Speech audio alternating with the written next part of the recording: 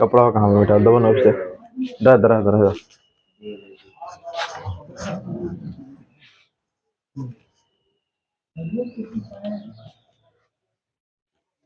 चलिए बाबू, कल बताए थे राशियों में परिवर्तन की दर 6.1। छठवां चैप्टर पढ़ रहे थे अवकलज का अनुप्रयोग, जिसमें 6.1 में राशियों में परिवर्तन की दर पढ़ रहे थे, जिसमें कुछ फार्मूले की जरूरत है। वो फार्मूला थोड़ा सा लिखिए, कुछ महत्वपूर्ण सूत्र करके, कुछ महत्वपूर्ण सूत्र। पहला फार्मूला है वर्ग का क्षेत्रफल।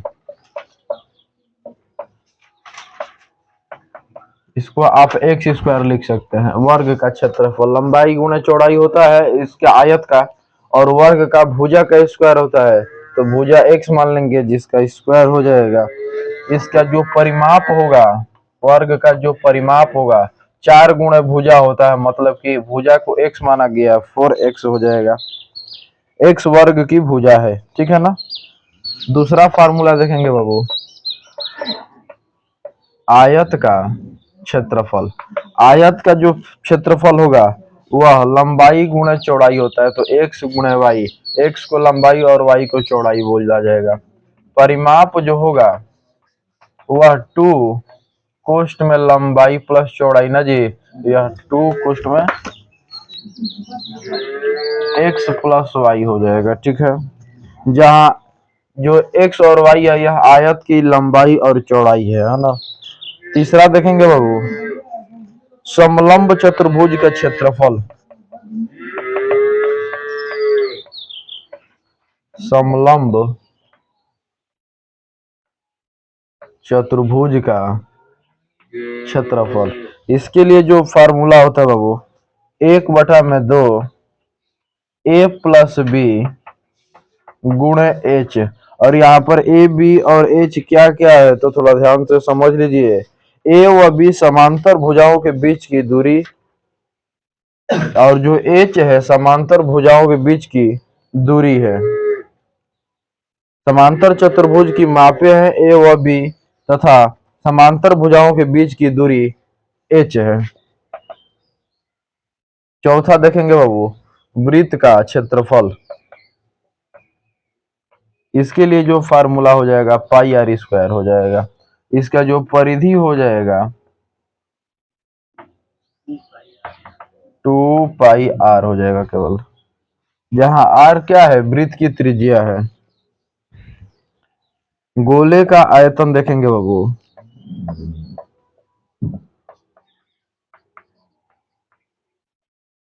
इसके लिए फार्मूला 4/3 पाई आर क्यूब। और गोले का संपूर्ण पृष्ठ का क्षेत्रफल, पृष्ठ क्षेत्रफल 4 पाई आर स्क्वायर हो जाएगा। अगला देखेंगे बाबू, लंब वृत्तीय बेलन।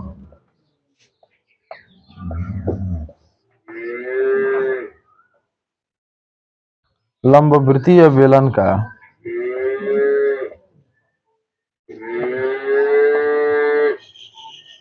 संपूर्ण पृष्ठ 2 pi R H plus 2 pi R square. और इसी का वक्र पृष्ठ की बात करेंगे बाबू, तो इसका जो वक्र पृष्ठ हो जाएगा 2 पाई आर एच होता है। लंब वृत्तीय बेलन का यदि आयतन की बात करेंगे तो इसका formula pi R square H हो जाएगा, जहां आर बेलन की त्रिज्या है तथा एच बेलन की ऊंचाई है। तीसरा है बाबू समलंब चतुर्भुज का क्षेत्रफल 1/2 ए प्लस बी गुणे एच। आगे देखेंगे लंबवृत्तीय शंकु का आयतन।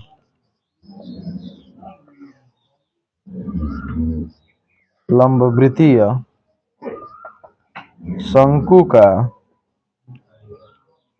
आयतन 1/3 पाई आर स्क्वायर एच।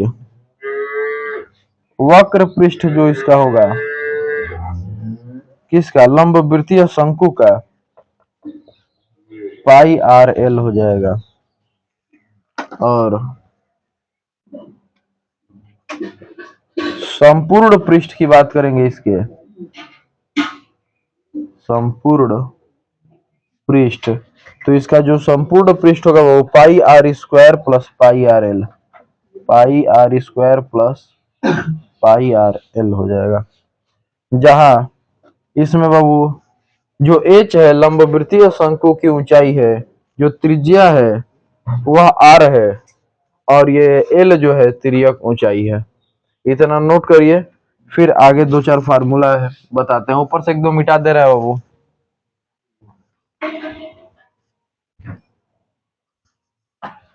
तो लंबवृत्तीय शंकु तक हो चुका है। लंबवृत्तीय शंकु के बाद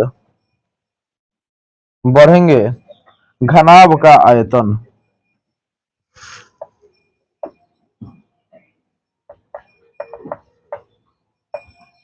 अब घनाभ का जो आयतन होगा, आप जानते हैं कि घन और घनाभ, घन में क्या होता है कि सभी भुजाएं बराबर होती है, घनाभ में सभी भुजाएं अलग अलग होती है। तो घनाभ का जो आयतन होता है, इसके लिए फार्मूला होता है बाबू, लंबाई गुणा चौड़ाई गुणा ऊंचाई। आप उसको एक्स वाई जेड बोल सकते हैं ना जी। तो ये घनाभ का आयतन हो जाएगा, तथा इसका पृष्ठीय क्षेत्रफल,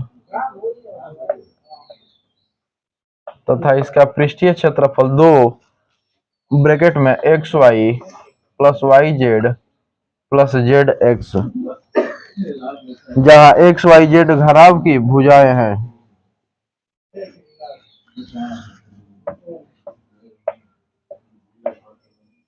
घन का आयतन एक्स क्यूब तथा पृष्ठीय क्षेत्रफल 6x स्क्वायर, और एक लास्ट फार्मूला इसके लिए, समबाहु त्रिभुज का क्षेत्रफल।